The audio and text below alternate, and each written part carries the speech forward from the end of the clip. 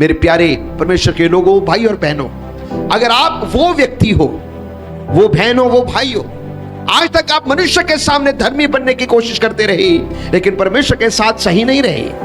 आप सभी अपने अपने जीवन को जानते हो, मेरे बोलने से अधिक आप सभी अपने अपने दिलों को, अपने जीवन को जानते हो। मुझे किसी के बारे में बोलने की जरूरत नहीं, लेकिन आप अपने जीवन को जाने। क्या आप प्रभु के सामने सही हो? क्या आप प्रभु के सामने सही हो? अगर आप प्रभु के सामने सही हो, इंतजार करें, एक दूत आपका उत्तर लेके जरूर आपके पास आएगा। Hallelujah, hallelujah, hallelujah, hallelujah. Hallelujah. कई बारी हम दिखावे का जीवन जीना पसंद करते हैं, दिखावे वाला जीवन ज्यादा पसंद करते हैं कि कोई आ रहा है उसके सामने ठीक रहे। जैसे वो व्यक्ति चला गया, हमारा जीवन फिर से वैसा है। वो व्यक्ति चला गया, फिर से वैसा है। इतवार के दिन हम बहुत साफ सुथरे बन के आए, सोमवार से शनिवार तक फिर हम वैसे ही गंदगी में जी रहे हैं। ये धार्मिकता का जीवन नहीं। आप कलीसिया के सामने धर्मी बने हो, परमेश्वर के सामने धर्मी नहीं बने। अगर आप परमेश्वर के सामने धर्मी हो तो परमेश्वर आपके निकट आएगा, क्योंकि वचन में लिखा, तुम मेरे नजदीक आओ तो मैं भी तुम्हारे नजदीक आऊंगा। आइए हम आज के वचन को देखें। The title of my sermon for today is before God. परमेश्वर के सामने या परमेश्वर की उपस्थिति या उसके आगे, उसके हुजूर, उस वचन को हम देखेंगे। 3-4 बातों को, विशेषकर 3 बातों को हम देखेंगे। परमेश्वर के सामने, परमेश्वर की हुजूर, परमेश्वर के आगे जो वचन में लिखा है वो कहां कहां पर लिखा है और उसका अर्थ क्या है। पढ़े लूका की इंजील पहला अध्याय 5 से लेकर 7 आय तक पढ़ेंगे। The gospel according to Luke chapter 1 from verse 5 to 7। पढ़े। ਯਹੂਦੀਆਂ ਦੇ ਰਾਜਾ ਹੈਰੋਦੇਸ ਦੇ ਦਿਨੀ ਅਬੀਆ ਦੇ ਵਾਰੀ ਵਾਲਿਆਂ ਵਿੱਚੋਂ ਜ਼ਕਰੀਆ ਕਰਕੇ ਇੱਕ ਜਾਜਕ ਸੀ ਅਤੇ ਉਹਦੀ ਪਤਨੀ ਹਰੂਨ ਦੀਆਂ ਧੀਆਂ ਵਿੱਚੋਂ ਸੀ ਔਰ ਉਹਦਾ ਨਾਮ ਸੀ ਐਲਿਜ਼ਬeth। ਉਹ ਦੋਵੇਂ ਪਰਮੇਸ਼ਰ ਦੇ ਅੱਗੇ ਧਰਮੀ ਸਨ ਔਰ ਪ੍ਰਭੂ ਦੇ ਸਾਰੇ ਹੁਕਮਾਂ ਅਤੇ ਬਿਨਾਂ ਤੇ ਨਿਰਦੋਖ ਚੱਲਦੇ ਸਨ। ਉਹਨਾਂ ਦੇ ਔਲਾਦ ਨਾ ਸੀ ਕਿਉਂਕਿ ਐਲਿਜ਼ਬeth ਬਾਂਝ ਸੀ ਔਰ ਦੋਵੇਂ ਵੱਡੀ ਉਮਰ ਦੇ ਸਨ। बस लिखा है 6ठी आयत में वर्स 6, वे दोनों परमेश्वर के सामने धर्मी थे। पहली बात, परमेश्वर के सामने धर्मी होना। सारे मेरे पीछे बोले, परमेश्वर के सामने धर्मी बनना। परमेश्वर के सामने धर्मी बनना। मनुष्य जो है वो इंसान के सामने धर्मी बनता है। बहुत सारे लोग अपनी धार्मिकता का प्रचार करते हैं। वचन में लिखा है, नीति वचन 20:6 में लिखा है, अपनी कृपा का प्रचार। पढ़े नीति वचन 20 अध्याय उसका 6ठे आयत को पढ़े। क्या लिखा है? बहुत से मनुष्य अपनी कृपा का प्रचार करते हैं। बहुत से मनुष्य अपनी कृपा का प्रचार करते हैं। अपनी कृपा का प्रचार करते हैं, अपनी दया का प्रचार मनुष्य करते हैं। उसका अर्थ है they call themselves as self righteous. बहुत सारे लोग अपनी धार्मिकता के बारे में प्रचार करने वाले बहुत सारे लोग होंगे। मैंने वैसा किया, मैंने वैसा किया, मैंने वो किया, मैंने ये किया। अपनी धार्मिकता को प्रकट करना, बोलना बड़ा आसान है, लेकिन ये जो जोड़ा है, ये बुजुर्ग व्यक्ति हैं, पति और पत्नी हैं, दोनों के बारे में लिखा, ये परमेश्वर के सामने धर्मी थे। इंसान के सामने धर्मी बनना बड़ा आसान है, लेकिन परमेश्वर के सामने धर्मी बनना बड़ा मुश्किल है। इंसान के सामने हम किसी का भी सर्टिफिकेट ले सकते हैं और कह सकते हैं कि मैं फलाना और मैं फलाना हूं, लेकिन मुबारक है वो इंसान, धन्य वो इंसान जिसको परमेश्वर सर्टिफिकेट दे कि ये धर्मी है। Hallelujah, hallelujah. नीति वचन 30:12 में, प्रोवर्ब्स 30:12 में, उसमें इस प्रकार से लिखा है कि मनुष्य अपनी दृष्टि में शुद्ध कहता है। मनुष्य अपनी दृष्टि में सेल्फ राइचियस अपने आप को कहेगा कि मैं शुद्ध हूं, मैं पवित्र हूं, लेकिन मुबारक है वो इंसान जिसको परमेश्वर शुद्ध करे। Hallelujah, hallelujah. हमारी धार्मिकता कई बार बाहरी रूप से होती है। Our righteousness is always external. जो कोई भी अपनी धार्मिकता के बारे में ज्यादा बोले वो है बाहरी रूप से इंसान धार्मिकता को बताता है। आप नए नियम की कहानी में भी जो यीशु मसीह के दृष्टांत के भी पढ़ते हैं तो वहां पे लिखा हुआ कि 2 जन प्रार्थना करने के लिए गए। हैकल में, परमेश्वर के मंदिर में एक जन अपनी धार्मिकता की बातें बताता रहा। मैं उपवास रखता हूं, मैं दशवंत देता हूं, मैंने वैसा नहीं हूं, मैं वैसा नहीं हूं, अपनी धार्मिकता के बारे में गुण गाता रहा। उसकी धार्मिकता बाहरी रूप से था, लेकिन दूसरा व्यक्ति वहां पर था जो परमेश्वर के भवन में गया। उसने अपनी धार्मिकता नहीं गिनाई, लेकिन उसने अपनी आंखें भी ऊपर को ना उठाई, लेकिन अपने गुनाहों को परमेश्वर के आगे कबूल किया, अपने आप को नम्र किया। धर्मी कौन गिना गया? वो व्यक्ति जिसने अपनी आंखें भी ऊपर को उठाना योग ना समझा। उसकी धार्मिकता अंदर से थी। उसकी धार्मिकता, हमारी धार्मिकता बाहरी रूप से कभी ना हो, पर हमारी धार्मिकता अंदर से होने पाए। लूक मत्ती की इंजील 23 अध्याय 25 से 28 आयत में प्रभु यीशु मसीह ने इस प्रकार से कहा, फरीसियों के बारे में इस प्रकार से कहा, ये ऊपर से बर्तनों को मांजते हैं, लेकिन अंदर से अंधेर और संयम से भरे हुए हैं। ये चुना फिरी हुई कब्र के समान है, अंदर से हड्डियों की बदबू इनसे आती है। उसका अर्थ इसी प्रकार से है, आपकी धार्मिकता, मनुष्य की धार्मिकता जो हम बाहरी रूप से दिखाते हैं, ये किसी भी प्रकार से परमेश्वर के आगे ग्रहण योग्य नहीं होगा अगर आप अंदर से साफ ना हो। लिखा है, अगर आप धीरे धीरे परमेश्वर में बढ़ते जाएं, ध्यान से सुना, अगर आप धीरे धीरे परमेश्वर में बढ़ते जाते हैं, उम्र बीतती जाती है, प्रभु में बढ़ते जाते हैं, तो अक्सर मैंने देखा है कि लोग ठंडे हो जाते हैं, लोग प्रभु से पीछे हटना शुरू हो जाते हैं। क्यों? क्योंकि हर चीज के साथ वो परिचित हो जाते हैं। They become familiar. वो हर चीज के साथ इस प्रकार से कहते हैं, मैं इसको भी जानता हूं, मैं इस बात को भी जानता हूं, मैं इस वचन को भी जानता हूं, हाँ जी अब ये होगा तो मैं इस बात को भी जानता हूं। ये सारी बातें आपके अंदरूनी जीवन को ठंडा कर देगा। क्यों? क्योंकि आप हर बात में तृप्त हो जाओगे और धीरे धीरे आप कहोगे कि ये कैसी गवाही दे रहा है, इससे अच्छी तो गवाही मेरी है। इसको गवाही देना नहीं आता, इसको ऐसे बोलना नहीं आता। ये ऐसा बोलने वाले व्यक्तियों को भी मैंने देखा, इन्होंने कभी गवाही नहीं दी होती। जिन्होंने कभी खुद गवाही ना दी हो, दूसरों की गवाही के बारे में उंगली हमेशा उठाते रहेंगे और अपने आप को ज्यादा धर्मी बताएंगे। हम कहेंगे मैं तो इतना पुराना विश्वासी हूं, मैं तो इतने पुराने समय से आ रहा हूं, लेकिन उनके अपने जीवन की कोई गवाही नहीं होगी। लेकिन दूसरों की गवाही उनके ऊपर क्या करेंगे? उंगली उठाना शुरू करेंगे। इसको बोलना नहीं आता, इसकी गवाही वैसे, इसकी गवाही वैसे, इसकी प्रार्थना वैसे। ऐसे लोग अपने आप को स्वयं धार्मिक गिनते हैं, लेकिन मैं आपको चेतावनी परमेश्वर के वचन से देना चाहता हूं, जैसे जैसे उम्र बीतती जाए आपका प्रभु के साथ प्यार कभी भी ठंडा ना होने पाए। हमेशा ये कहना नहीं, मैं हर हफ्ते जब प्रभु के घर में जा रहा हूं, मैं कुछ सीखने के लिए जा रहा हूं। मैं कुछ, देखो पुराने विश्वासी भी यहां पर होंगे, आप नए विश्वासियों से भी सीख सकते हो। हमेशा नए विश्वासी पुरानों से सीखने की जरूरत नहीं, पुरानों को भी नए से भी सीखने की बड़ी आवश्यकता है। हमें हमेशा सीखने के लिए हमारा मन तत्पर रहे। यहां पर एक जोड़े के बारे में लिखा, जकरिया और एलिशबा। क्या लिखा? उम्र बीत गई, सेवा करते करते उम्र बीत गई, बांझ हैं, इनकी आश पूरी नहीं हुई, प्रार्थना सुनी नहीं गई, लेकिन फिर भी ये परमेश्वर के सामने धर्मी है। धर्मी का अर्थ क्या है? इंग्लिश में इसका वर्ड है राइचस।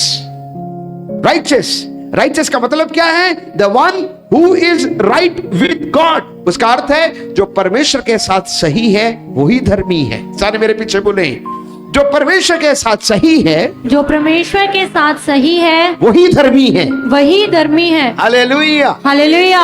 सिंपल मीनिंग, साधारण सरल उसका जवाब है, जो परमेश्वर के साथ सही है वही धर्मी है, दूसरा धर्मी नहीं है।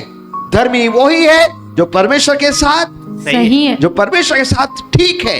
यहां पर हम देखते हैं एक बुजुर्ग पति और पत्नी कितने सालों से प्रभु की सेवा कर रहे हैं, कितने इन्होंने बातें सुनी होनी। बातें कैसे सुनी होनी? तुम आप प्रार्थना करते हो, दूसरों के घरों में बरकतें आती हैं, आपके घर में क्या? आपके घर में क्या? खुदा आपकी नहीं सुनता? ऐसे कहने वाले लोग के सामने खड़ा होना भी बड़ा मुश्किल होता है। उन लोगों के सामने थोड़ी देर में आप शांत होकर चले जाओगे, लेकिन जब वो घर में जाते होंगे, मेरा विश्वास है, ऐसा मानना है, ये सारी बातें उनको तीरों की माने उनको चुभती होंगी।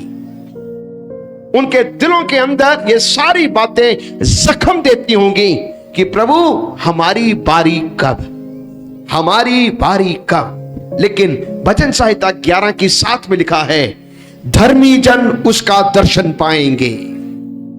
धर्मी जन उसका दर्शन पाएंगे। धर्मी जन उसका दर्शन पाएंगे। जो धार्मिकता से होकर चलता है, जो धर्मी होकर चलता है, वचन कहता है उसका दर्शन पाएंगे। और बाइबल के अनुसार जिस किसी ने भी उसका दर्शन पाया वो व्यर्थ नहीं था। जिस किसी को सामने परमेश्वर प्रकट हुआ वो व्यर्थ नहीं था। परमेश्वर का कोई ना कोई मकसद था। जकरिया को कहा, हे जकरिया ना डर, तेरी प्रार्थना सुन ली गई है। हालेलुया। हे जकरिया तेरी प्रार्थना सुन ली ना डर, तेरी प्रार्थना सुन ली गई है। सुन ली गई है। और तेरी पत्नी एलिशबा से तेरे लिए एक पुत्र उत्पन्न होगा, तो उसका नाम यूहन्ना रखना। हालेलुया।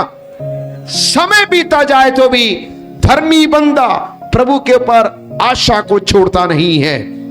लिखा क्यों नहीं? क्योंकि वो प्रभु के सामने धर्मी था। मेरे प्यारे परमेश्वर के लोगों, भाई और बहनों, अगर आप वो व्यक्ति हो, वो बहन हो, वो भाई हो, आज तक आप मनुष्य के सामने धर्मी बनने की कोशिश करते रहे, लेकिन परमेश्वर के साथ सही नहीं रहे।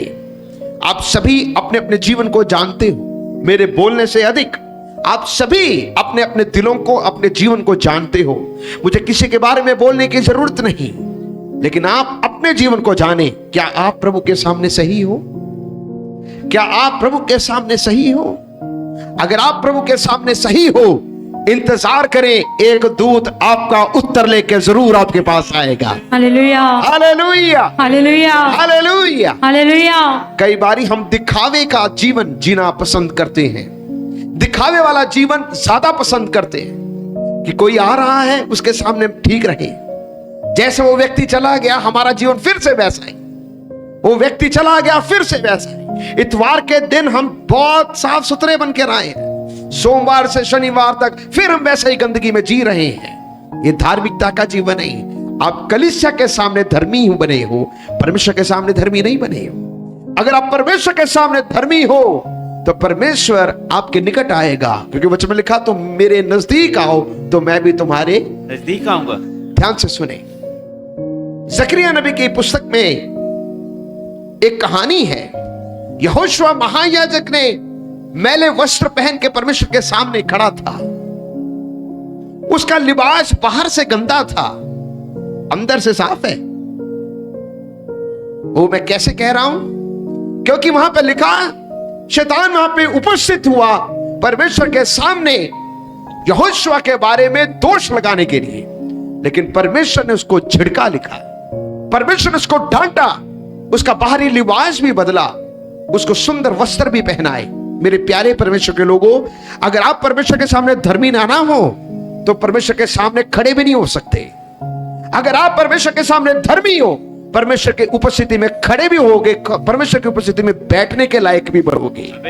तब शैतान चाहे जो मर्जी आके दोष लगाए, तुम्हें मुंह खोलने की जरूरत नहीं। परमेश्वर तेरी तरफ से अपने मुंह को खोलेगा और तेरे लिए जंग को लड़ेगा, तेरे लिए उसको डांटेगा। आमीन। हालेलुया। हालेलुया। यहोशुआ कुछ नहीं बोला, यहोशुआ खामोश रहा।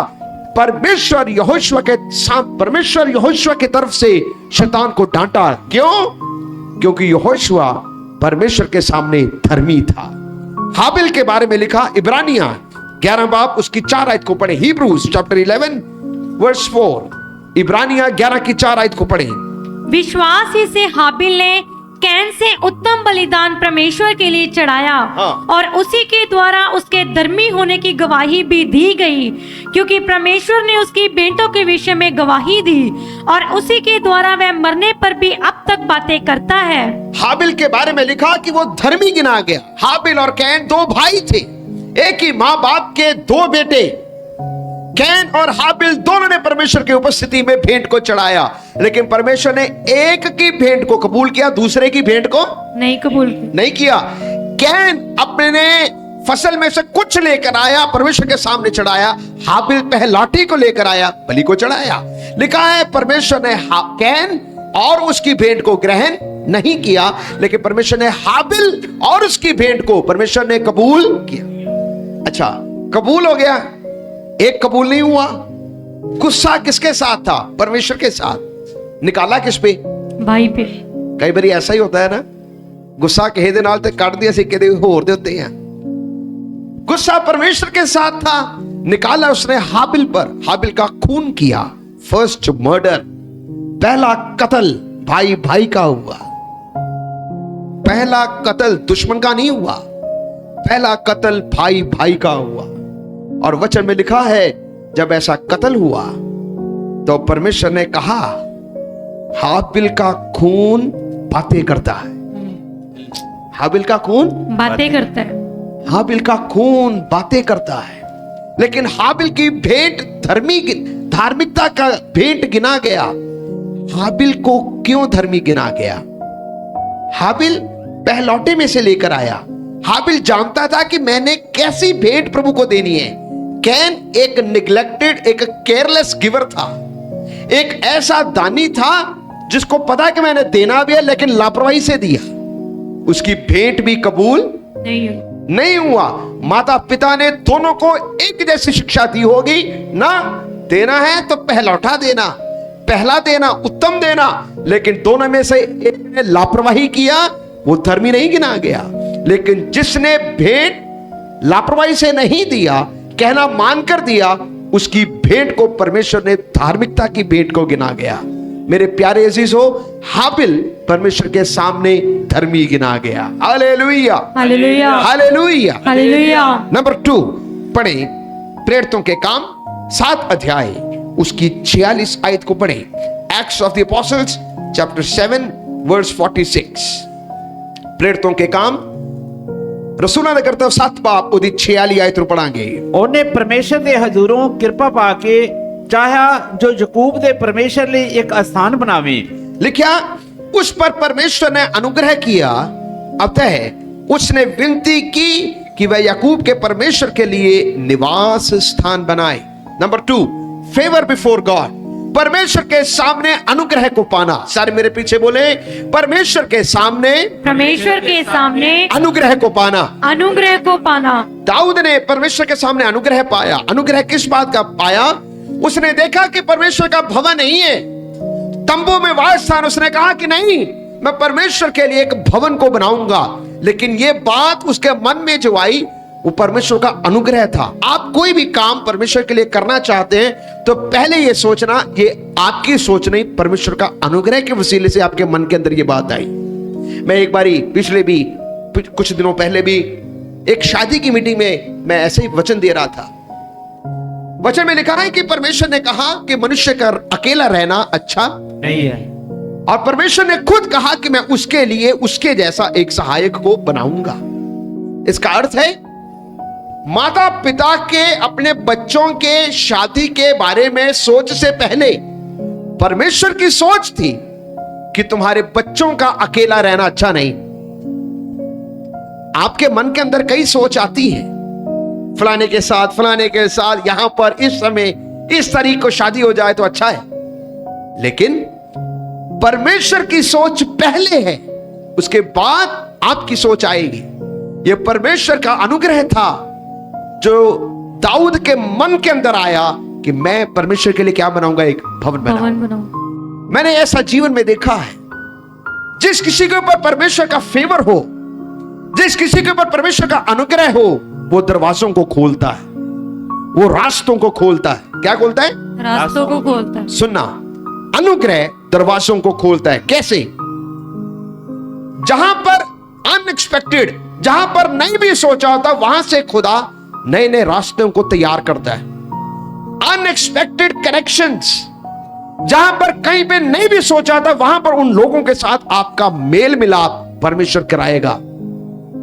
एक ऐसा अप्रूवल, ऐसी सहमति खुदा कराता है जहां पर आपने नहीं सोचा होता।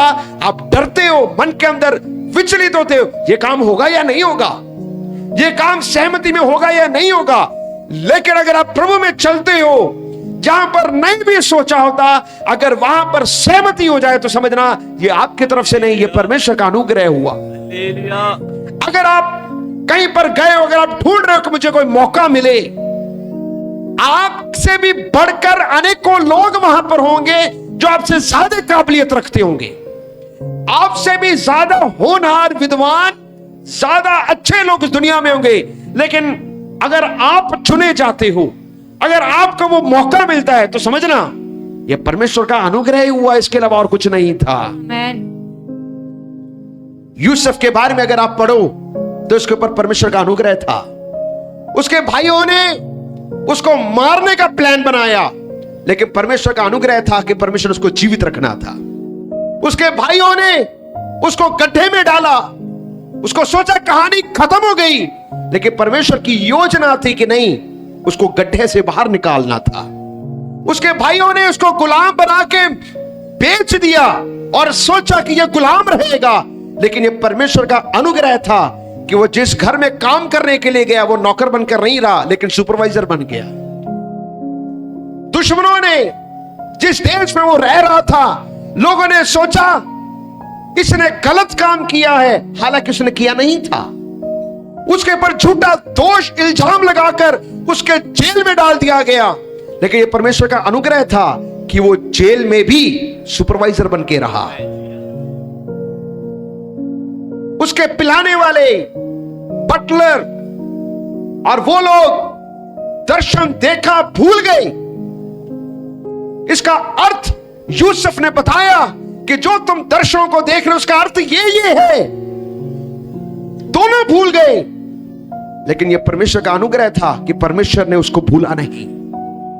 परमेश्वर ने उसको भूला नहीं। क्यों? दर्शन देखने की आदत जो अपने पिता के घर से शुरू हुआ, दर्शनों का अर्थ बताने का आदत, उसका गुलामी के देश में भी छूटा नहीं। हालेलुया।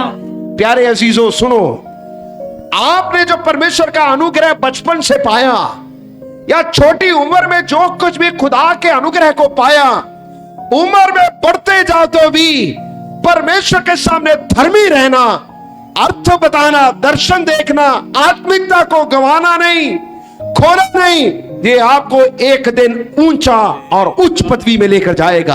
हालेलुया।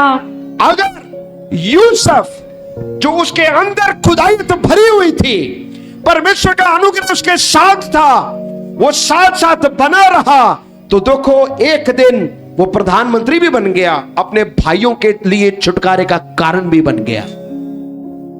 अगर आप यूसुफ को पूछो सिर्फ 30 साल में तो प्रधानमंत्री कैसे बन गया, वो भी तो गैर कौम का बंदा है, मिस्र का प्रधानमंत्री कैसे बन गया? वो कहेगा मेरे अंदर खूबी नहीं, ये परमेश्वर का अनुग्रह मेरे साथ रहा है, ये परमेश्वर का अनुग्रह मेरे साथ रहा है। उसको अगर कोई पूछे यूसुफ तू ऐसे पदवी में आके तुझे बुद्धि कहां से मिला, इतनी अकल कैसे मिली, वो कहेगा कि ये मुझे मालूम नहीं, लेकिन इतना मुझे पता है जिस परमेश्वर को मैं अपने बचपन से मांगता रहा हूं, उस परमेश्वर को मैंने गुलामी में आकर भी छोड़ा नहीं, उसका अनुग्रह मेरे साथ रहा है। हालेलुया। एस्तर को कोई पूछे, एस्तर रानी बन गई, उसके अंदर क्या खूबी था? कोई खूबी नहीं, लेकिन परमेश्वर की चुनाव था उसको रानी बनाना। यह परमेश्वर का अनुग्रह था कि उसको उस समय पर राजमहल में खड़ा करना कि अपनी कौम के लिए छुटकारे का कारण बन सके। यह परमेश्वर का अनुग्रह था। Have you ever thought about it? क्या आपने कभी सोचा है कि परमेश्वर ने आपको इस समय में क्यों रखा है? क्या आपने कभी सोचा है कि परमेश्वर ने आपको आपके दफ्तर में, आपके ऑफिस में, आपके काम करने वाली जगह पर, आपके पढ़ने वाले स्कूल में, कॉलेजेस में क्यों रखा है? क्योंकि ऐसा ही एक समय आ रहा है जैसे एस्तर के समय आया, और खुदा आपको वहां पर अपने नाम की महिमा के लिए खड़ा करेगा। हालेलुया। ताकि सिर्फ तुम अपने लिए नहीं, अपने परिवार के लिए नहीं, पूरी कौम के लिए छुटकारे का कारण बन सको। आमीन। हालेलुया। हालेलुया। अगर आप और मैं अपने जीवन को देखें, पीछे को मुड़कर देखें, और यहां तक जो खुदा लेकर आया वो क्या था? ये परमेश्वर का अनुग्रह हमारे ऊपर रहा है। परमेश्वर का अनुग्रह हमारे ऊपर रहा है। आखिरी पढ़े, प्रेरितों के काम 10 अध्याय उसका 4 आयत को पढ़े। रसूलों दे कर्तव्य 10 बाब उसकी 4 आयत को पढ़ो। उसने उसे ध्यान से देखा और डर कर कहा, हे प्रभु क्या है? उसने उससे कहा, तेरी प्रार्थनाएं और तेरे दान स्मरण के लिए परमेश्वर के सामने पहुंचे हैं। लिखा कि कुरनेलियस नाम का एक व्यक्ति था, गैर कौम का बंदा था, लेकिन वो यहूदियों को दान देता था और परमेश्वर से डरता, और लिखा परमेश्वर के सामने बराबर प्रार्थना करता था।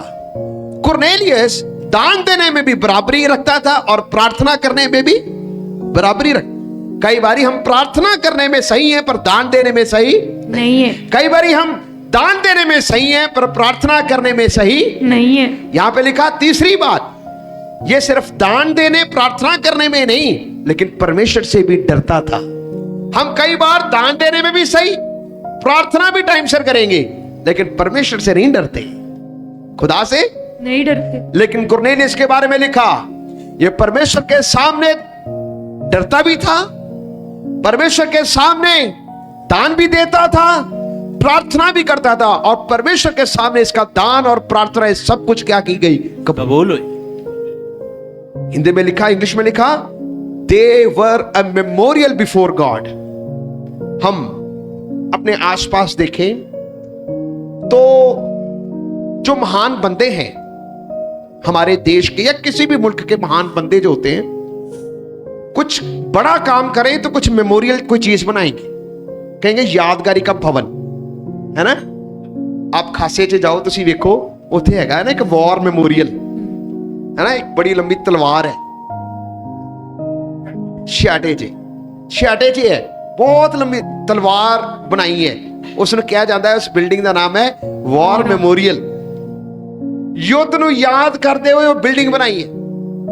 तुसी अलग अलग हिंदुस्तान दे दुनिया दे जिथे मर्जी चले जाओ, कोई ना कोई यादगारी दी चीजां इंसान बनाता है, और कुछ नहीं तो सड़क ही बना ले ना, ते उधर भी एक वड्डा जिहा काले पत्थर दे उत्ते नाम लिख लिया कि ਅਸੀਂ बनाया है वॉर मेमोरियल।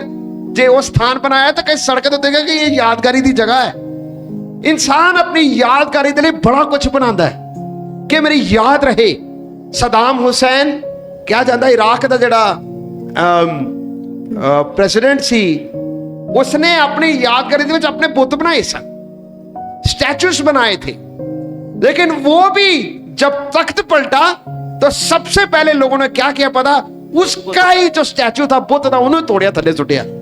इंसान की यादें ज्यादा देर नहीं रहती, इंसान की यादें ज्यादा देर नहीं रहती। इंसान की यादगारी की चीजें भी सदा तक नहीं रहती।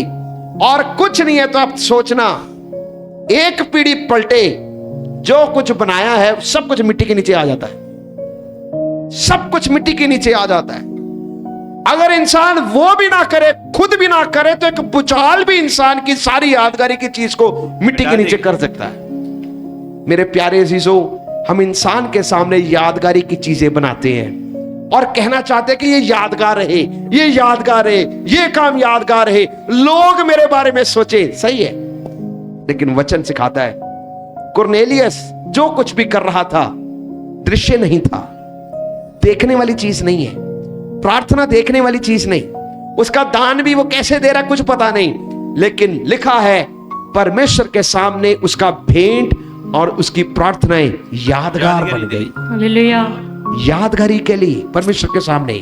मेरे प्यारे परमेश्वर के लोगों, आपकी प्रार्थनाएं, आपकी भेंट देना मनुष्य के सामने यादगारी नहीं, परमेश्वर के सामने यादगार बनने पाए। आइए हम सारी अपनी आंखों को बंद करें, परमेश्वर दे अगे या परमेश्वर दे हजूर आज असी वचन सुनिया है, परमेश्वर के आगे या परमेश्वर के हजूर।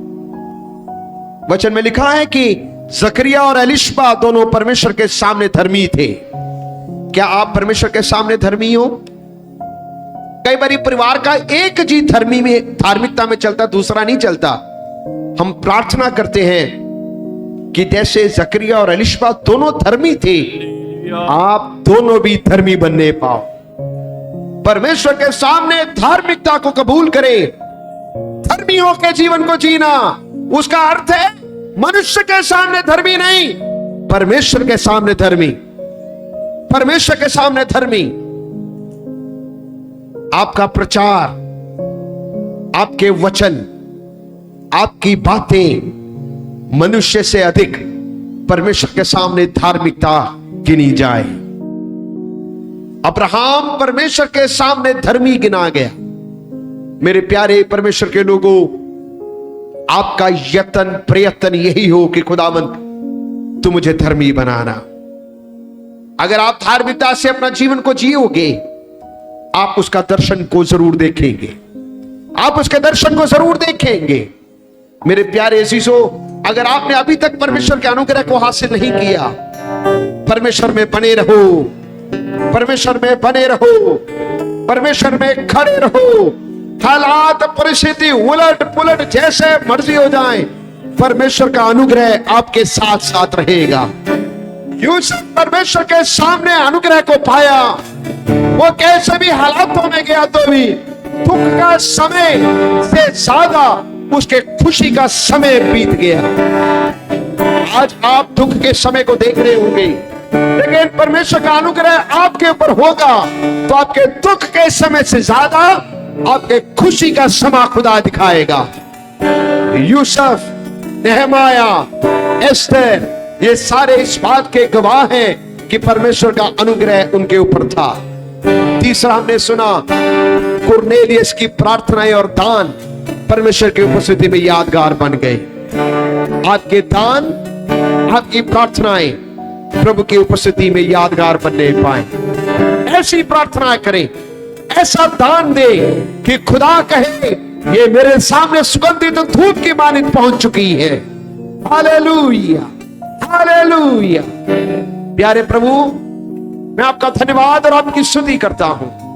आज यहाँ पे जवान बच्चे, भाई बहन, बुजुर्ग सब तेरी उपस्थिति में आए हैं। ऐ खुदावन, हमारा जीवन तेरे आगे धार्मिकता का जीवन होने पाए। अगर कोई ऐसा है जो कपटी जीवन जी रहा है, जो दिखावे का जीवन जी रहा है, आप उसके दिल से बातें करें, आप उसके मन से बातें करें। एक ट्रांसपेरेंट जीवन उसको देना, एक ट्रांसपेरेंट जीवन आप उसको दें। मेरे प्यारे प्रभु, हम तेरे सामने धर्मी गिने जाएं। सारा आदर महिमा तुझे देते, विनती को सुने प्रभु यीशु मसीह के नाम से।